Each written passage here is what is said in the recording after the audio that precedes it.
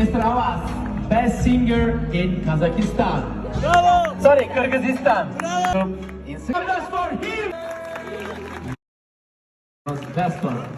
Okay, who's coming now? The next one. Halife, Miss Halife.